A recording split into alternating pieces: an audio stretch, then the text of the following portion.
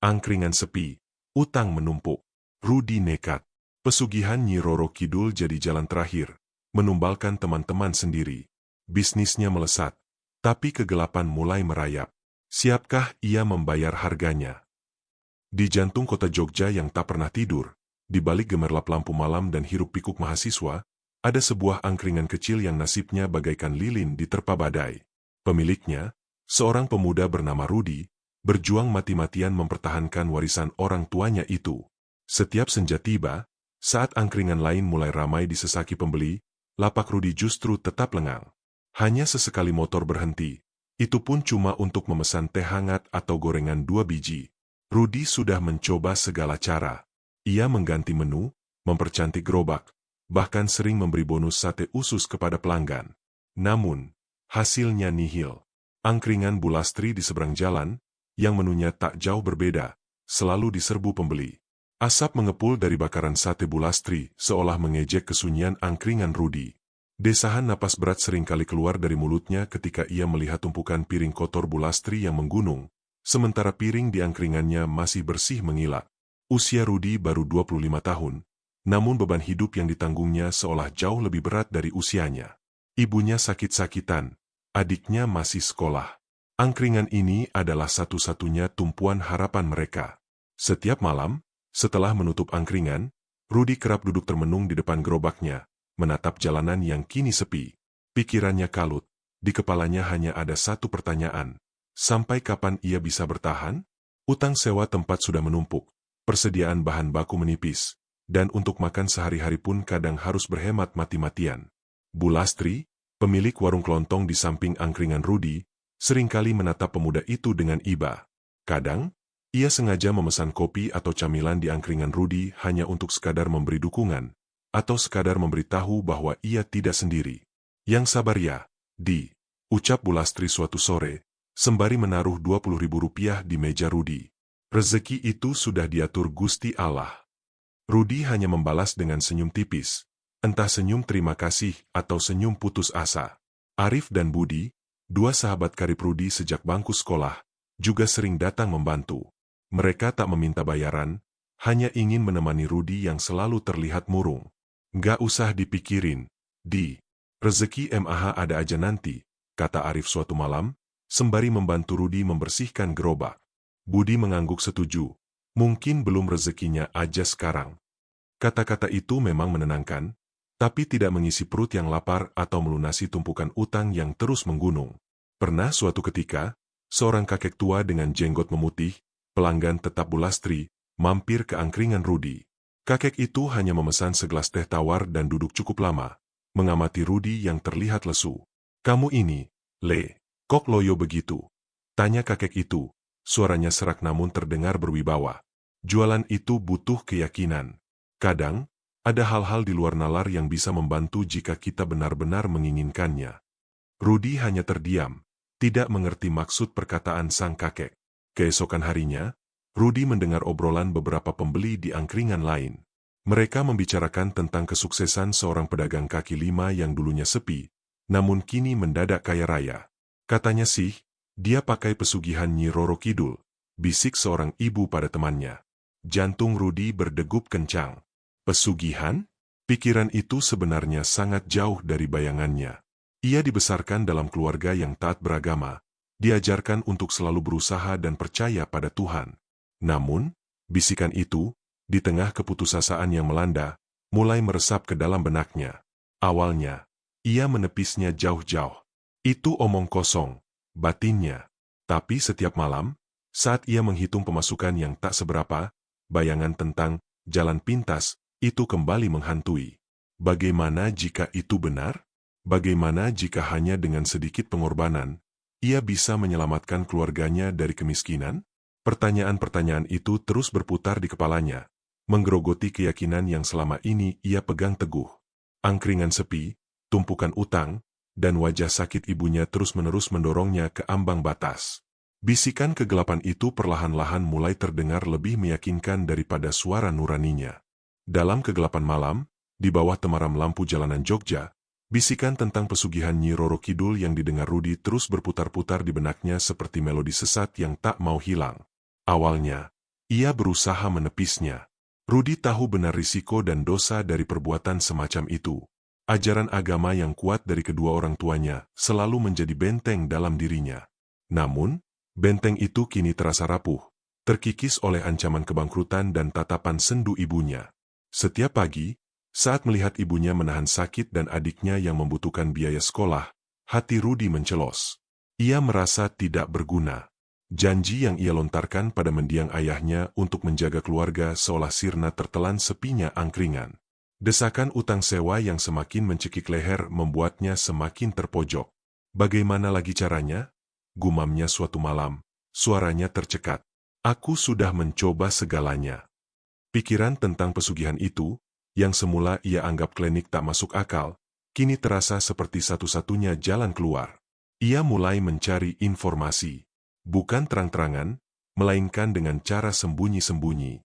Rudi mengunjungi beberapa kios buku bekas, mencari literatur tentang cerita-cerita rakyat dan kepercayaan kuno.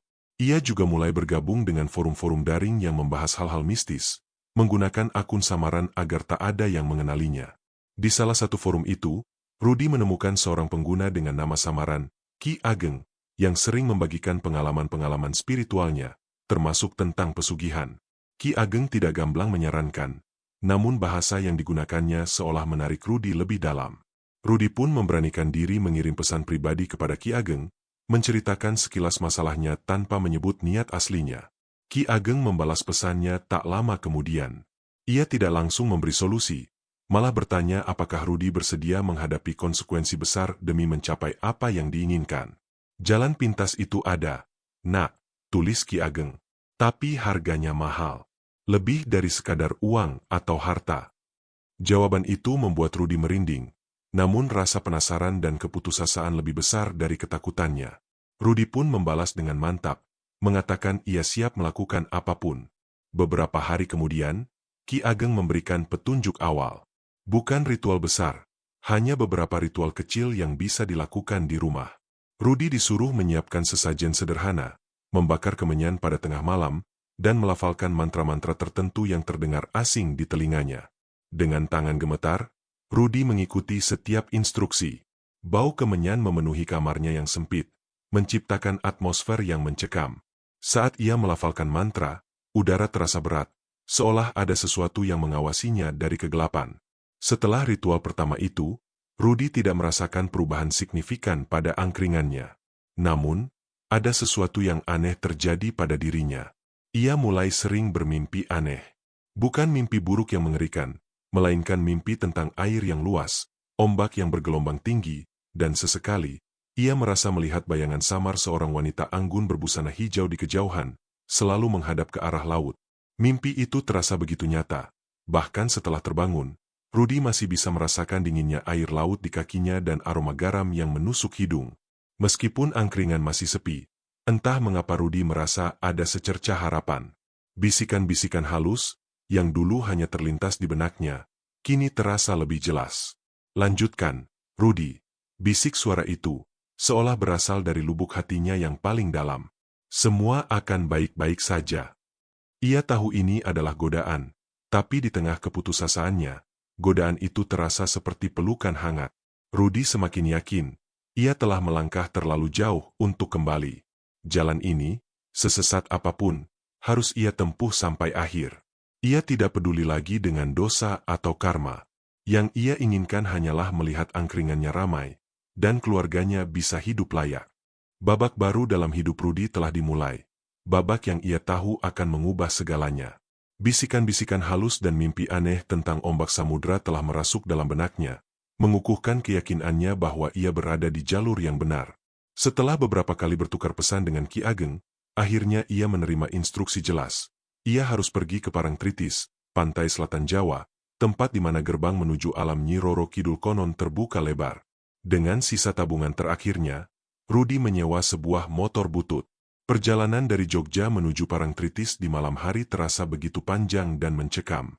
Jalanan berkelok yang gelap, hanya sesekali diterangi lampu kendaraan lain. Sepanjang perjalanan, hati Rudi berdebar tak karuan, bercampur antara rasa takut, harap, dan sedikit sesal. Ia tahu apa yang akan dilakukannya adalah sebuah dosa besar, melanggar semua norma yang selama ini ia yakini. Namun, bayangan ibunya yang sakit dan adiknya yang membutuhkan pendidikan terus mendorongnya maju, mengalahkan gejolak nuraninya. Setibanya di sana, suasana Parangtritis di tengah malam sungguh berbeda. Bukan lagi riuh rendah tawa wisatawan, melainkan keheningan yang menusuk, diiringi deburan ombak yang tiada henti. Rudi mencari lokasi yang disebutkan Ki Ageng, sebuah gua kecil tersembunyi di balik karang besar, jauh dari keramaian utama. Bau amis laut bercampur dengan aroma mistis dupa yang terbawa angin. Di dalam gua, Ki Ageng sudah menunggunya. Sosoknya tinggi kurus, dengan mata yang tajam dan sorot mata yang sulit ditebak. Ia tidak banyak bicara, hanya memberi isyarat agar Rudi segera menyiapkan sesajen yang telah ia bawa. Beberapa jenis bunga, kemenyan, dan selembar kain hijau. Suasana di dalam gua terasa pengap dan sangat dingin, seolah hawa kehidupan telah tersedot habis. Ki Ageng memulai ritualnya. Ia merapalkan mantra-mantra kuno dalam bahasa Jawa yang tidak dimengerti Rudi. Asap kemenyan mengepul memenuhi gua, membentuk bayangan-bayangan aneh di dinding. Deburan ombak di luar terdengar semakin menggelegar, seolah ikut mengiringi ritual sakral itu. Rudi duduk bersimpuh, mencoba mengikuti setiap instruksi Ki Ageng. Jantungnya berdegup tak beraturan. Ia merasakan energi aneh yang begitu kuat, menekan dadanya, membuatnya sulit bernapas. Tiba-tiba, suhu di dalam gua turun drastis. Rudi bisa melihat napasnya sendiri mengepul. Udara berbau melati dan laut yang pekat. Dari kedalaman gua, samar-samar terdengar suara gamelan yang begitu syahdu namun terasa melenakan, seolah berasal dari dimensi lain. Rudi menunduk, tak berani mengangkat kepala. Ia merasakan kehadiran yang sangat kuat, begitu agung namun juga menakutkan, persis seperti yang ia rasakan dalam mimpinya. Kemudian, sebuah suara lembut namun menusuk indera pendengaran Rudi. Suara itu begitu dekat, seolah berbisik tepat di telinganya, meskipun tidak ada wujud yang terlihat. "Kau datang, Rudi." Suara itu merdu, seakan melodi surgawi, namun di saat bersamaan dipenuhi aura kekuatan yang tak terbatas. Rudi tahu, ini adalah Nyi Roro Kidul. Ia tidak melihat wujudnya secara utuh, hanya merasakan keberadaannya yang begitu nyata, begitu dominan. Dalam temaram gua, ia merasa melihat sekilas bayangan yang anggun, berbusana hijau keemasan, melintas di hadapannya seperti fata morgana. Suara itu kembali, kali ini lebih tegas. "Kau menginginkan kekayaan, kesuksesan, bukan?" Rudi tak mampu menjawab, hanya mengangguk pelan. "Ada harga untuk setiap keinginan. Ada tumbal yang harus kau berikan. Tumbal yang paling berharga bagimu." Kata-kata itu bergaung di benak Rudi. Ia sudah menduganya, namun mendengar langsung dari entitas gaib itu membuat lututnya lemas. "Kau harus menumbalkan orang-orang terdekatmu," lanjut suara itu, tanpa jeda. "Jiwa-jiwa yang dekat dengan hatimu." Seketika, gambaran wajah Arif dan Budi melintas di pikiran Rudi. Mereka adalah sahabat yang selalu ada di sampingnya, selalu mendukungnya. Merekalah orang terdekat yang dimaksud. Rudi terkesiap, tangannya mengepal erat, kuku-kuku jarinya menusuk telapak tangannya sendiri. Ini lebih berat dari yang ia bayangkan. Namun, saat ia melirik ke arah Ki Ageng, pria itu hanya mengangguk samar, seolah mengatakan, ini satu-satunya jalan. Rasa putus asa, ambisi, dan tekanan hidup berkolaborasi menenggelamkan nurani Rudi. Dengan suara bergetar dan hati yang hancur, namun juga dipenuhi tekad yang mengerikan, Rudi berucap, "Baik, aku bersedia." Seiring berakhirnya kalimat itu, suara gamelan dan bau melati menghilang perlahan. Suasana kembali sunyi, hanya ada suara deburan ombak dan embusan angin laut. Ki Ageng memberikan instruksi terakhir sebelum Rudi pulang. Sebuah tanda. Sebuah perjanjian yang telah disepakati. Rudi meninggalkan gua itu dengan perasaan campur aduk, lega karena telah membuat keputusan, namun juga diliputi ketakutan akan apa yang akan terjadi selanjutnya. Ia tahu, setelah ini, hidupnya tidak akan pernah sama lagi. Harga dari kesuksesan yang ia dambakan adalah sesuatu yang sangat, sangat mahal. Gelombang rasa bersalah dan ketakutan menghempas Rudi begitu ia kembali ke Jogja. Malam itu, ia tak bisa tidur. Kata-kata Nyi Roro Kidul terus terngiang. "Tumbal yang paling berharga bagimu jiwa-jiwa yang dekat dengan hatimu." Wajah Arif dan Budi, dua sahabat setianya, terus membayangi. Bagaimana mungkin ia menumbalkan mereka? Perasaan ingin muntah melilit perutnya setiap kali bayangan itu muncul.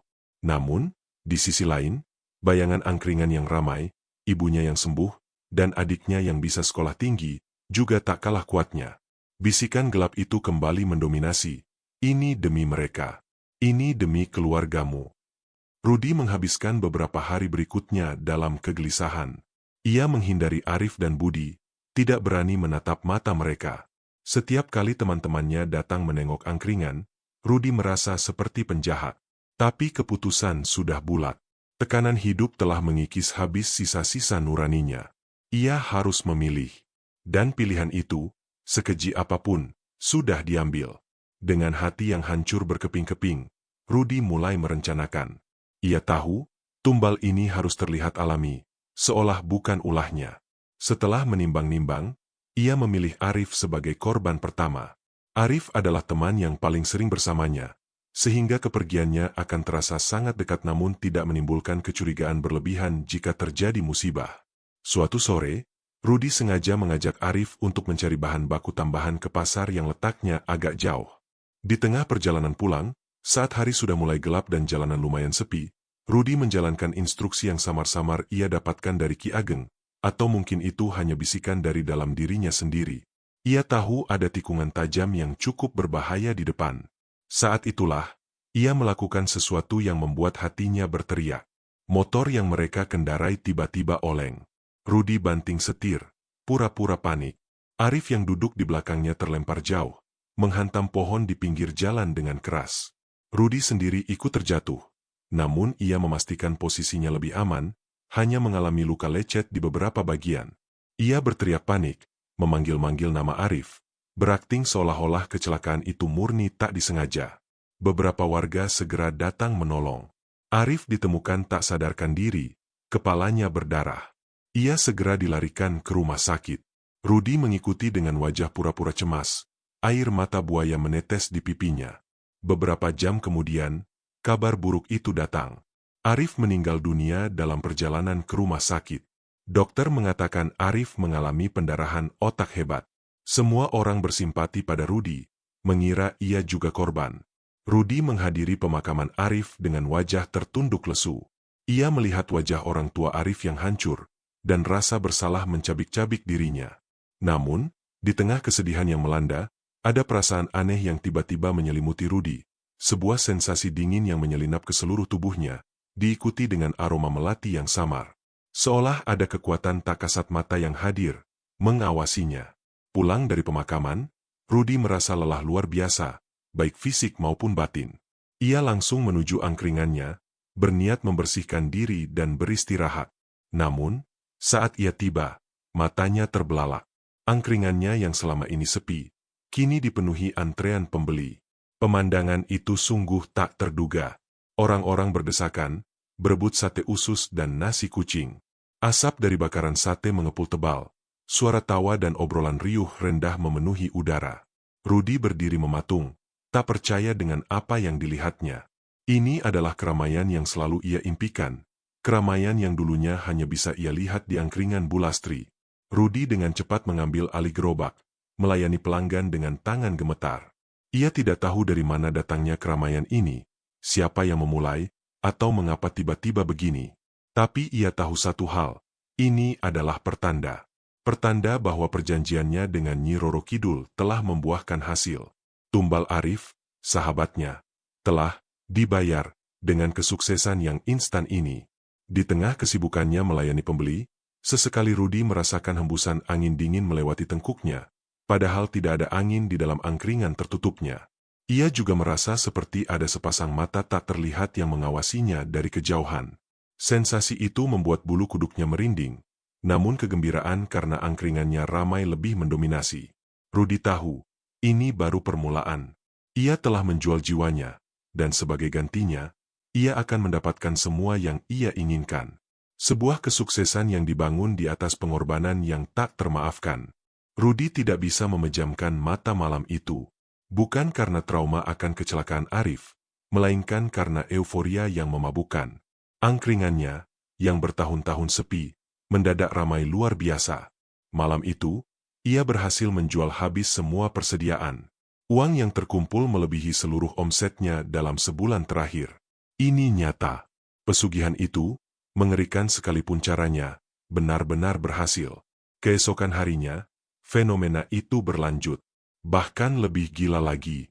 Sejak pagi, para pelanggan sudah berkerumun di depan angkringan Rudy, padahal ia belum sepenuhnya siap. Mereka datang dari berbagai penjuru Jogja, bahkan ada yang mengaku datang dari luar kota karena mendengar kabar tentang angkringan Rudy yang istimewa. Mereka berbondong-bondong, seolah ditarik oleh magnet tak kasat mata. Antrean mengular, dan Rudy sampai harus meminta bantuan tetangga untuk ikut melayani karena kewalahan. Angkringan Rudy menjadi buah bibir. Orang-orang membicarakan rasa makanannya yang nagih, sate-satenya yang lezat tak tertandingi, dan tehnya yang membuat ketagihan. Padahal, Rudy yakin, rasanya masih sama persis seperti dulu. Namun, entah kenapa, lidah para pembeli seolah dihipnotis. Mereka tak hanya membeli sedikit, tapi memborong dalam jumlah besar. Omset harian Rudy melonjak drastis, mencapai angka yang tak pernah ia bayangkan. Uang mengalir deras, memenuhi laci kasirnya. Di tengah hiruk-pikuk keramaian, Rudy terkadang merasakan keanehan yang menusuk. Hawa dingin yang tiba-tiba menyergap, padahal cuaca sedang terik. Sekilas bayangan hitam yang melintas di ujung matanya, menghilang saat ia berusaha fokus. Atau bisikan samar yang seolah memanggil namanya, tenggelam di antara riuhnya suara pembeli. Ada aroma melati yang pekat, sesekali tercium di balik asap bakaran arang. Rudy tahu ini bukan halusinasi. Ini adalah pertanda kehadiran mereka, entitas yang kini menjadi partner bisnisnya. Bu Lastri, si pemilik warung kelontong, semakin sering menatap angkringan Rudy dengan tatapan yang sulit diartikan. Ada keheranan, tapi juga terselip kecurigaan. Ia melihat Rudy, yang dulunya murung, kini selalu tersenyum, meski senyumnya terlihat sedikit hampa. Hebat sekali kamu, Di, ujar Bu Lastri suatu pagi, mencoba memulai percakapan. Tiba-tiba bisa seramai ini. Ada resep baru, ya. Rudy hanya terkekeh pelan. Ah, kebetulan saja, Bu. Mungkin lagi musimnya. Ia berusaha menyembunyikan kegelisahan di balik senyumnya. Pak Danu, sesepuh kampung yang bijaksana, juga mulai memperhatikan. Ia beberapa kali melewati angkringan Rudy dan mengernyitkan dahi. Aura yang terpancar dari tempat itu terasa berbeda. Ada semacam daya tarik kuat yang aneh, sekaligus hawa dingin yang tak seharusnya ada di tengah keramaian. Namun, Pak Danu tidak langsung bertanya. Ia hanya mengamati dari kejauhan, sorot matanya tajam dan penuh perhitungan. Rudy, dalam kegembiraan semu ini, mulai tenggelam dalam kemewahan. Ia melunasi semua utangnya, membeli motor baru, bahkan menyewa sebuah rumah yang lebih besar untuk keluarganya. Ibunya akhirnya bisa berobat dengan layak, dan adiknya bisa kembali bersekolah tanpa beban. Rasa bersalah atas apa yang terjadi pada Arif sempat menggerogotinya, namun cepat-cepat ia tepis. Ini demi mereka, batinnya berulang kali, mencoba membenarkan perbuatannya. Kini, dengan uang yang melimpah, ambisi Rudy semakin membuncah. Ia tidak lagi puas hanya dengan satu angkringan.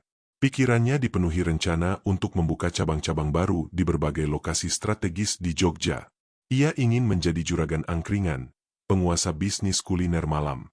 Godaan kekuasaan dan kekayaan yang instan telah sepenuhnya menguasai dirinya, menumpulkan nurani dan menenggelamkan ingatan akan konsekuensi yang jauh lebih besar. Rudy lupa, setiap pemberian pasti ada penagihan. Dan penagihan itu, ia tahu, akan datang tak lama lagi. Gelombang kesuksesan angkringan Rudy terus mengganas. Dalam hitungan bulan, ia tak hanya melunasi utang, tapi juga membuka 2 cabang baru di lokasi strategis Jogja. Masing-masing cabang selalu ramai pengunjung, bahkan di hari kerja. Rudy kini dikenal sebagai juragan muda yang visioner. Ia mempekerjakan banyak orang, termasuk Mbak Siti, seorang janda muda yang bekerja keras dan loyal padanya. Rudy hidup dalam kemewahan yang tak pernah ia bayangkan. Ia membeli mobil baru, perhiasan untuk ibunya, dan menyekolahkan adiknya di sekolah swasta terbaik. Namun, di balik semua kemewahan itu, ada lubang hitam di hatinya yang tak bisa ditutup. Lubang itu adalah ingatannya tentang Arif. Terkadang, saat ia sendirian di kantor barunya yang megah, bayangan wajah Arif muncul, lengkap dengan senyumnya yang tulus. Rasa bersalah itu masih ada, sesekali menyergapnya, membuat selera makannya hilang atau tidurnya terganggu. Namun, Rudi selalu punya alasan untuk menepisnya. Ini semua demi keluarga. Arif pasti mengerti. Ia terus mencoba meyakinkan dirinya, membenarkan perbuatannya yang keji. Suatu malam, ketika Rudi sedang menghitung setoran dari ketiga cabangnya, hawa dingin tiba-tiba menyelimuti ruang kerjanya. Aroma melati yang pekat kembali tercium, lebih kuat dari sebelumnya. Jantung Rudi berdebar kencang. Ia tahu ini pertanda. Sebuah bisikan halus, namun jelas dan memaksa, terdengar di telinganya. Kurang, belum cukup. Rudi berkeringat dingin. Ia tahu apa artinya. Nyi Roro Kidul menuntut tumbal berikutnya. Kali ini, suara itu terasa lebih mendesak, seolah sang penguasa Laut Selatan tak sabar untuk menagih hadiah selanjutnya atas kesuksesan Rudi. Rudi mencoba bernegosiasi dalam hati, memohon agar tidak ada lagi tumbal. Namun bisikan itu berubah menjadi desisan tajam, seolah mengancam. Pilihan kembali muncul di benak Rudi. Dan kali ini, pilihannya jatuh pada Budi, sahabatnya yang lain. Rasa sakit di dadanya lebih parah dari saat memilih Arif. Budi adalah orang yang paling sering menghiburnya di masa-masa sulit. Budi bahkan sempat mencarikan pekerjaan sambilan untuk Rudi saat angkringannya sepi. Tapi, ambisi dan ketakutan akan kehilangan semua yang telah ia dapatkan kini mengalahkan segalanya. Rudi telah berubah. Ia menjadi dingin, perhitungan, dan mengerikan. Ia merencanakan dengan lebih matang kali ini. Suatu sore, Rudi sengaja meminta Budi untuk mengantarkannya ke sebuah daerah terpencil di pinggiran Jogja dengan alasan ingin survei tempat untuk cabang baru. Jalanan menuju lokasi itu melewati jurang yang cukup dalam dan minim penerangan. Rudi, yang kini lebih berpengalaman dalam hal ini, menjalankan aksinya dengan lebih tenang. Motor yang mereka kendarai tiba-tiba hilang kendali di tepi jurang. Rudi lagi-lagi berhasil menyelamatkan diri dengan luka ringan. Namun, Budi, yang tak menduga apapun, terpental dan jatuh ke dasar jurang yang curam. Jeritan Budi yang melengking sesaat sebelum menghilang di telan kegelapan, menggema di telinga Rudi. Rudi segera berteriak meminta tolong, berakting panik seperti yang ia lakukan saat kecelakaan Arif. Tim SAR berhasil menemukan jasad Budi beberapa jam kemudian. Tubuhnya hancur tak berbentuk. Para tetangga dan keluarga Budi menangis histeris. Rudi datang dengan wajah pucat, memberikan belasungkawa, lagi-lagi dengan air mata buaya yang menipu. Ia merasakan pandangan aneh dari Pak Danu yang melintas di dekatnya, seolah pria tua itu sedikit curiga. Namun, tidak ada yang bisa membuktikan apa-apa. Kecelakaan itu dianggap murni musibah. Setelah kematian Budi, perubahan pada diri Rudi semakin kentara. Ia menjadi lebih tertutup, egois, dan paranoid. Ia mulai menjauhi teman-teman lama, bahkan kepada Mbak Siti yang setia, ia sering bersikap dingin dan kasar. Senyumnya kini jarang terlihat tulus, lebih sering menjadi seringai. Matanya terlihat lelah, namun memancarkan ambisi yang membara. Namun, di sisi lain, usahanya mencapai puncak kejayaan. Angkringan Rudi kini memiliki 5 cabang di seluruh Jogja, bahkan merambah hingga Klaten dan Magelang. Ia menjadi pengusaha sukses di usia muda. Wajahnya sering muncul di koran lokal, diwawancarai tentang kiat suksesnya. Rudi hidup dalam kemewahan yang tak terbayangkan sebelumnya. Ia membeli rumah mewah di kawasan elit, mobil-mobil mewah berjejer di garasinya, dan ia bisa membeli apapun yang ia inginkan. Di balik semua gemerlap itu, Rudi mulai merasa kesepian. Ia tidak memiliki teman sejati lagi. Setiap kali ia melihat cermin, yang ia lihat bukan lagi Rudi yang dulu, melainkan sosok asing yang dingin dan penuh dosa. Setiap malam, ia masih mendengar bisikan-bisikan, kini semakin jelas, seolah Nyi Roro Kidul sedang berbisik di telinganya, mengingatkannya akan harga yang harus dibayar. Rasa takut itu tak pernah hilang, bahkan di tengah tumpukan uang dan kemewahan.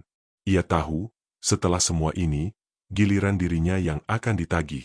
Dan kali ini, yang akan ditagih bukanlah tumbal orang lain, melainkan dirinya sendiri. Setelah mencapai puncak kejayaan, hidup Rudi seharusnya dipenuhi kebahagiaan. Angkringan-angkringan miliknya menjamur, pundi-pundi uang tak pernah kering, dan keluarganya hidup berkecukupan. Namun, kekayaan itu terasa hampa, bahkan dingin. Sejak tumbal kedua, Teror terhadap Rudy semakin intens. Bukan lagi sekadar bisikan atau bayangan sekilas. Kali ini, Nyi Roro Kidul mulai secara langsung menghantuinya dalam mimpi. Mimpi-mimpi itu datang setiap malam, lebih nyata dari kenyataan.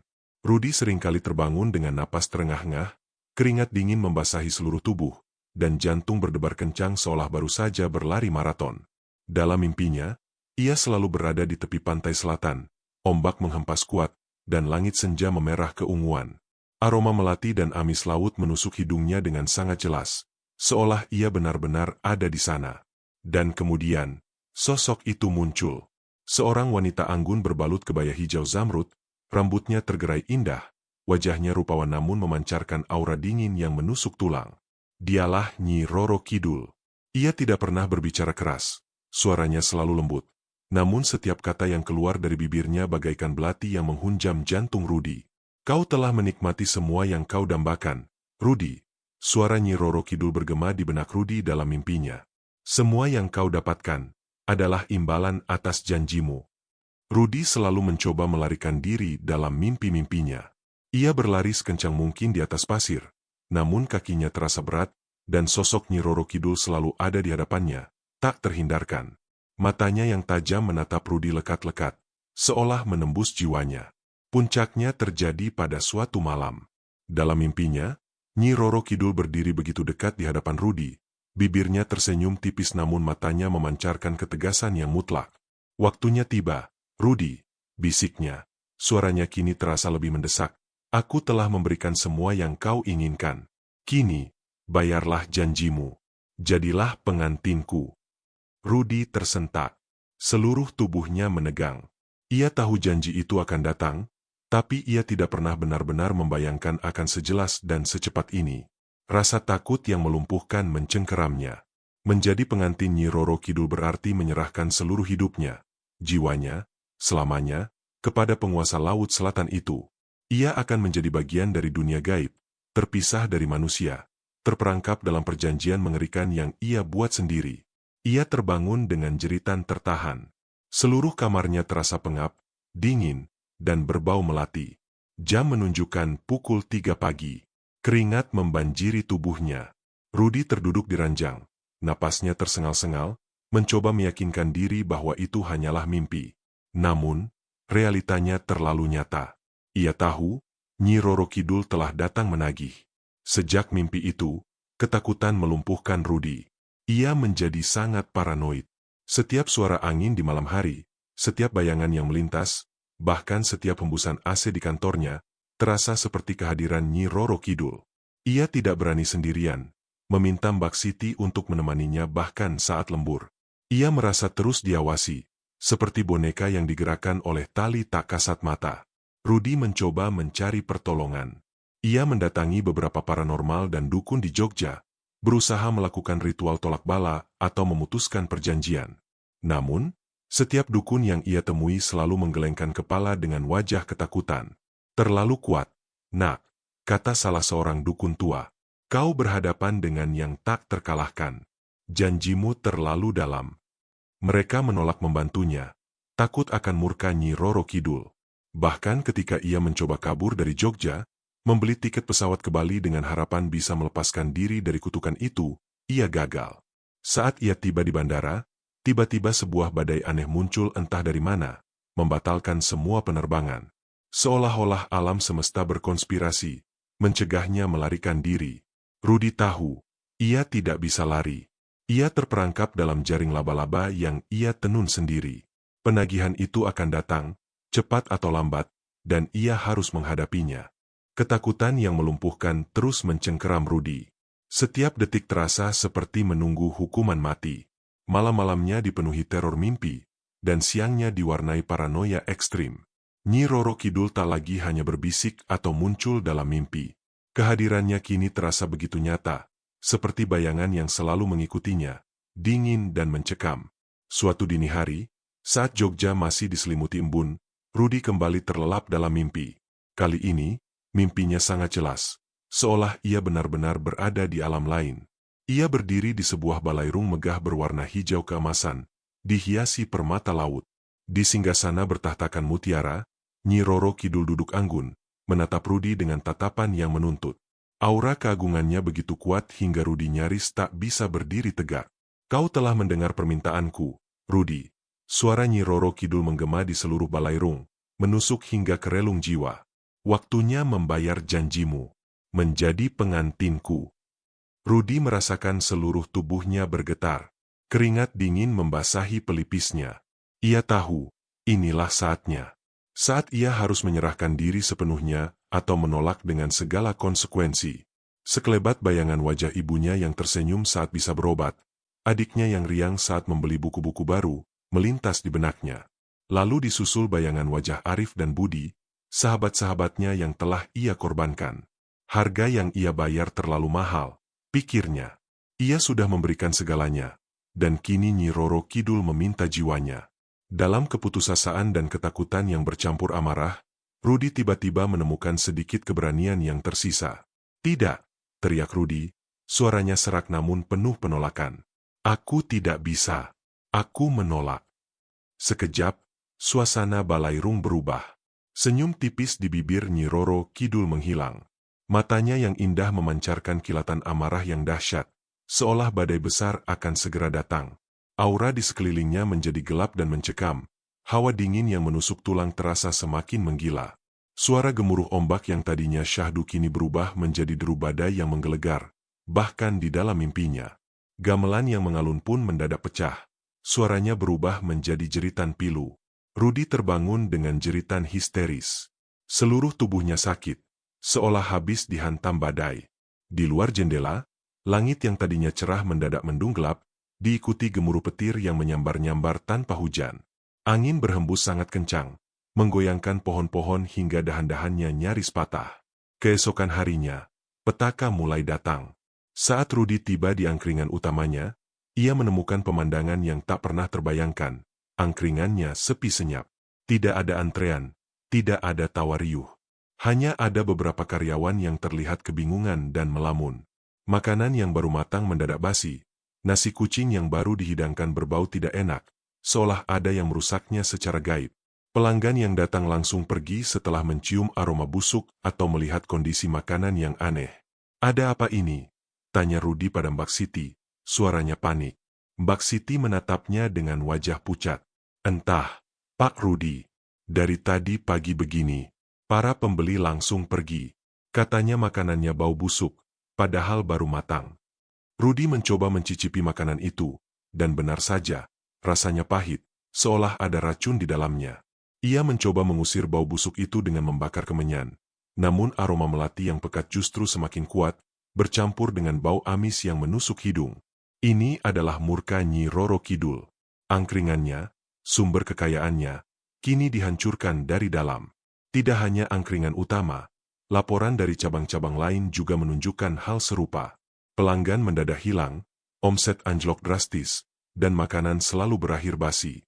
Bisnis yang ia bangun dengan darah dan tumbal, kini runtuh dalam sekejap mata. Di tengah kekacauan itu, Pak Danu, sesepuh kampung, mendatangi angkringan Rudi.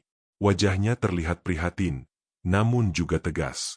Ia mengamati Rudi dengan seksama, dan kemudian berkata dengan suara pelan, "Energi di sini sangat gelap, Nak Rudi. Kau bermain dengan api yang terlalu besar." Rudi menatap Pak Danu dengan tatapan kosong. Ia tahu Pak Danu mengerti, tapi ia terlalu takut, terlalu kacau, untuk meminta bantuan atau mengakui perbuatannya. Ia hanya bisa menunduk, merasakan kehancuran yang tak terhindarkan sedang menunggunya. Penolakan itu, sungguh telah memicu murka sang penguasa Laut Selatan, dan kini Nyi Roro Kidul datang menagih dengan cara yang paling kejam, menghancurkan segalanya. Perlahan tapi pasti. Kehancuran datang dengan cepat, secepat kilat menyambar di hari tanpa hujan. Setelah penolakan Rudi dan murka Nyi Roro Kidul yang tak terbantahkan, usaha angkringan Rudi rontok dalam hitungan minggu. Cabang-cabang yang dulu ramai, kini gulung tikar satu persatu. Pelanggan tak hanya menghilang, mereka bahkan menghindari angkringan itu seolah tempat itu dikutuk. Gosip tentang keanehan dan hawa tak nyaman di angkringan Rudi menyebar seperti wabah, membuat tak ada satupun orang berani mendekat. Makanan selalu busuk sebelum waktunya, bahkan bahan baku segar yang baru dibeli mendadak layu atau berbau anyir tak sedap. Karyawan-karyawan Rudi, termasuk Mbak Siti yang sempat setia, akhirnya memilih undur diri. Mereka tak tahan dengan kondisi angkringan yang mencekam dan perilaku Rudi yang kian aneh. Rudi mencoba mempertahankan, menawarkan gaji lebih tinggi, namun tak ada yang mau bertahan. Rumah mewah yang baru ia beli, mobil-mobil yang berjejer di garasinya, kini terasa seperti monumen keserakahan yang menyedihkan. Uang yang dulu melimpah kini menguap begitu saja, entah kemana. Rudi kembali ke titik nol, namun kali ini, ia jauh lebih miskin dari sebelumnya. Miskin harta, miskin teman, dan yang paling parah, miskin kewarasan. Ya, kewarasan Rudi mulai terkikis. Teror Nyi Roro Kidul tak lagi hanya sebatas mimpi atau bisikan. Kini, penampakan mulai muncul di mana-mana. Rudi melihat bayangan wanita berbusana hijau di sudut ruangan kantornya yang kosong, di balik jendela rumahnya, bahkan di keramaian pasar. Sosok itu tak pernah berbicara, hanya menatap Rudi dengan pandangan kosong yang menghantuinya. Aroma melati yang mematikan kini tak pernah absen, selalu tercium dimanapun Rudi berada, seolah melekat pada kulitnya. Ia mulai sering berbicara sendiri, terkadang tertawa terbahak-bahak tanpa alasan, terkadang pula menangis terseduh-seduh. Rambutnya yang dulu rapi kini acak-acakan, matanya cekung dan memerah, memancarkan ketakutan yang mendalam. Tidur menjadi barang mahal. Setiap kali ia mencoba memejamkan mata, ia melihat wajah-wajah Arif dan Budi yang pucat, berlumuran darah, seolah datang menuntut balas. Mereka tak pernah berbicara, hanya menatap Rudi dengan tatapan kosong penuh celaan. Paranoidnya mencapai puncaknya. Rudi merasa setiap orang mengawasinya. Setiap bisikan adalah kutukan, setiap langkah adalah jebakan. Ia mengunci diri di rumah, tidak mau keluar. Ia menolak semua panggilan, bahkan dari keluarganya sendiri. Ibunya yang kini sudah membaik kondisinya, mencoba menjenguk, namun Rudi berteriak histeris, menyuruhnya pergi. Adiknya hanya bisa menangis melihat kondisi kakaknya. Bu Lastri dan Pak Danu, yang masih menaruh iba, mencoba mendekati. Suatu hari, Bu Lastri membawakan makanan ke rumah Rudi yang terkunci rapat. "Rudi, ini Ibu Lastri. Makanlah." "Nak, kamu belum makan dari kemarin," ucapnya lembut dari luar pintu. Namun, yang ia dengar hanyalah suara tawa menyeramkan dan racaun tak jelas dari dalam. "Pergi. Jangan mendekat. Kalian semua pengikutnya. Dia akan datang. Dia akan mengambilku," teriak Rudi dari dalam. Pak Danu, yang menemani Bu Lastri, hanya bisa menghela napas berat. "Sudah saya bilang, Bu, orang yang bermain dengan hal gaib, pada akhirnya akan kehilangan dirinya sendiri," katanya dengan nada sendu. Ia tahu, Rudi telah terjebak dalam pusaran kegelapan yang diciptakannya sendiri. Kewarasannya telah direnggut, dibayar tunai atas janji yang ia ingkari. Sosok Rudi yang ambisius, yang dulunya bersemangat, kini hanyalah bayangan mengerikan dari dirinya yang dulu. Ia benar-benar telah menjadi gila, terperangkap dalam neraka ciptaannya sendiri. Dalam kegilaannya, Rudi seperti boneka yang digerakkan oleh benang tak kasat mata. Setelah kehilangan segalanya, harta, usaha, dan kewarasannya, jiwanya yang hancur seolah terpanggil kembali ke titik awal. Ia tak lagi makan, tak lagi tidur dengan nyenyak. Yang ada hanya suara-suara di kepalanya dan bayangan-bayangan yang menari di pelupuk matanya. Tanpa sadar, dengan langkah gontai dan tatapan kosong, Rudi mulai berjalan menuju satu-satunya tempat yang kini memanggilnya, Pantai Parangtritis. Perjalanannya bagaikan ziarah seorang pecundang. Ia berjalan kaki tanpa alas, baju compang-camping, rambut gimbal, dan tubuh kurus kering. Orang-orang di jalanan Jogja menatapnya dengan iba atau takut, menjauh saat ia lewat. Rudi tak peduli. Pikirannya kosong, hanya ada satu tujuan. Kakinya melangkah tanpa henti, melewati jalanan yang pernah ia lalui dengan penuh ambisi, kini hanya menyisakan kehampaan. Sampai akhirnya, ia tiba di sana. Deburan ombak yang menderu menyambutnya, bau amis laut memenuhi rongga hidungnya. Rudi berdiri di bibir pantai, di bawah langit senja yang memerah keunguan, memantulkan warna-warna yang sama seperti dalam mimpi-mimpinya yang menghantui. Ia tertawa, tawa hampa yang pilu, lalu menangis terseduh-seduh, meratapi semua yang telah terjadi. Kemudian, seperti yang ia duga, sosok itu muncul. Kali ini, tidak dalam mimpi, tapi begitu nyata, seolah berdiri tepat di hadapannya. Nyi Roro Kidul. Ia berdiri anggun di atas ombak yang bergulung, mengenakan kebaya hijau keemasan yang berkilauan di bawah cahaya senja. Wajahnya cantik tanpa celah, namun tatapannya dingin, tak tergoyahkan. "Kau datang, Rudy." Suara Nyi Roro Kidul bergema, bukan melalui telinga, melainkan langsung ke dalam pikiran Rudy, menembus jiwanya. Suara itu terasa dingin, namun dipenuhi kekuatan yang tak terbantahkan. "Kau mencoba menolak takdirmu, namun tidak ada yang bisa lari dari janji yang telah terucap." Rudy menatap sosok itu dengan mata nanar. Dalam kegilaannya, ia tidak lagi merasa takut, hanya pasrah.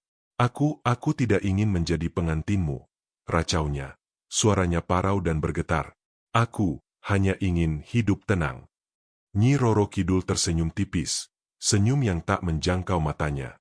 "Ketamakanmu membawamu kemari, Rudy. Kau memilih jalan pintas, mengorbankan yang terdekat.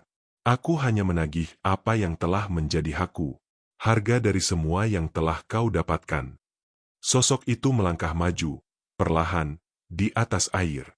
Setiap langkahnya memancarkan aura dingin yang menusuk. Rudy mencoba mundur, namun kakinya seasa terpaku pada pasir. Ia ingin berteriak, namun suaranya tercekat di tenggorokan. Ia melihat wajah-wajah Arif dan Budi muncul samar-samar di balik sosok Nyi Roro Kidul, menatapnya tanpa ekspresi, seolah mengamati akhir tragisnya. Nyi Roro Kidul mengulurkan tangannya yang anggun. Telapak tangannya memancarkan cahaya hijau samar. Saat tangan itu menyentuh dahi Rudy, seketika Rudy merasakan sensasi dingin yang luar biasa, seolah jiwanya ditarik keluar dari raganya. Seluruh tubuhnya kejang, matanya membelalak, dan ia menjerit. Bukan jeritan ketakutan, melainkan jeritan penderitaan yang tak terhingga, jeritan jiwa yang direnggut paksa. Jeritan itu perlahan meredup, tenggelam dalam deburan ombak. Saat fajar menyingsing di pantai Parangtritis, beberapa nelayan menemukan seorang pria tergeletak di tepi pantai. Tubuhnya kurus kering, wajahnya pucat pasi, dan matanya menatap kosong ke langit. Mulutnya terus meracau, menyebut nama-nama yang tak mereka kenal. Arif, Budi. Dia menagih. Pengantin. Rudy tidak mati, namun ia lebih buruk dari itu. Ia benar-benar gila. Ia dibawa kembali ke Jogja, namun bukan untuk disembuhkan. Sisa hidupnya ia habiskan di jalanan, menjadi gelandangan yang dicemooh dan ditakuti, terus-menerus meracau tentang pengantin hijau dan tumbal teman. Kisahnya menjadi legenda lokal, sebuah peringatan tragis tentang konsekuensi mengerikan dari keserakahan dan perjanjian dengan kekuatan yang tidak seharusnya diganggu. Kisah tragis Rudy menyebar bagai api di musim kemarau di seluruh penjuru Jogja.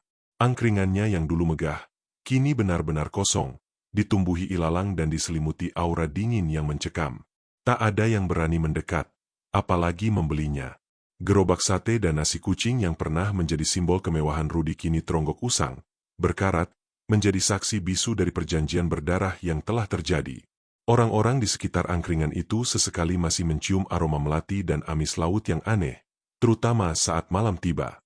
Beberapa warga mengaku pernah melihat bayangan samar seorang wanita berbusana hijau berdiri di dekat gerobak, menatap kosong ke arah jalan.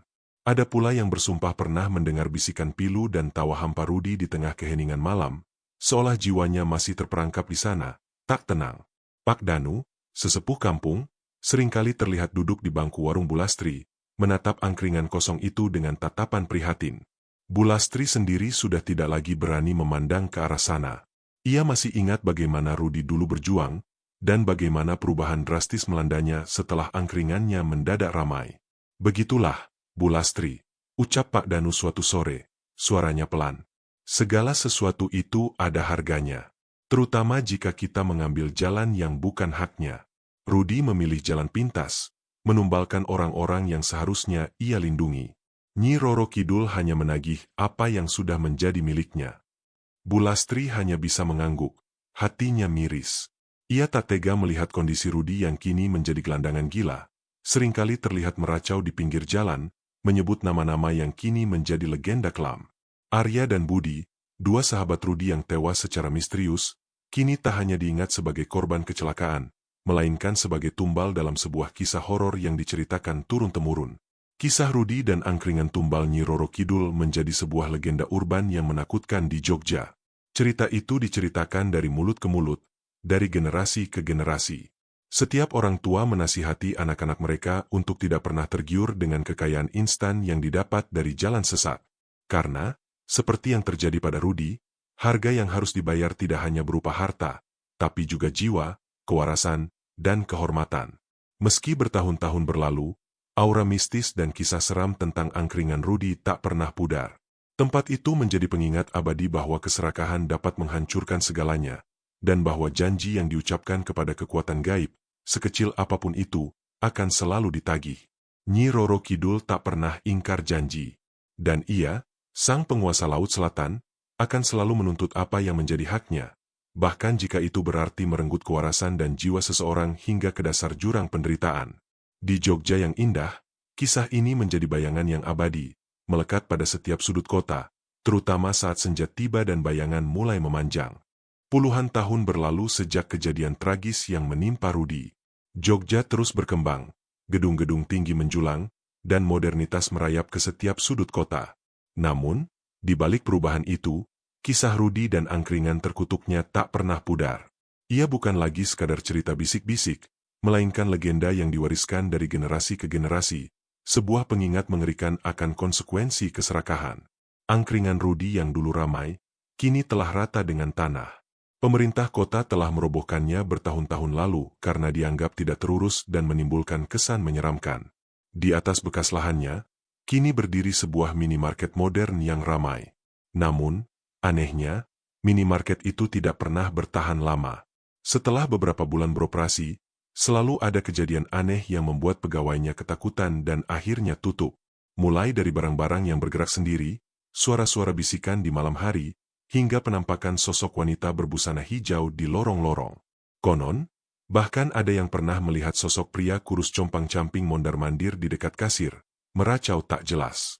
Setiap kali minimarket itu bangkrut, pengusaha baru mencoba peruntungan di lokasi yang sama. Namun, hasilnya selalu sama. Bisnis mereka tak pernah berkembang, dihantui oleh kejadian-kejadian tak masuk akal, hingga akhirnya menyerah. Penduduk lokal pun mulai menyadari. Lokasi itu, bekas angkringan Rudy, telah terkutuk.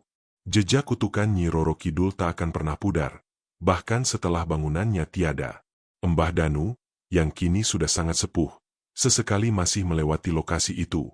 Ia akan menghela napas panjang, tatapan matanya dipenuhi kesedihan sekaligus kebijaksanaan. Itu adalah pelajaran yang abadi, gumamnya pada dirinya sendiri. Nafsu memang bisa membutakan segalanya. Bulastri juga masih hidup, meskipun sudah uzur. Ia tak pernah lagi mau berdagang di dekat lokasi itu, rasa takut dan trauma masih melekat kuat di benaknya. Kisah Rudy dan pesugihan Nyi Roro Kidul adalah sebuah cerminan gelap dari ambisi manusia yang tak terkendali. Keserakahan dan keputusasaan dapat mendorong seseorang melampaui batas moral dan etika, bahkan sampai mengorbankan orang-orang terdekat.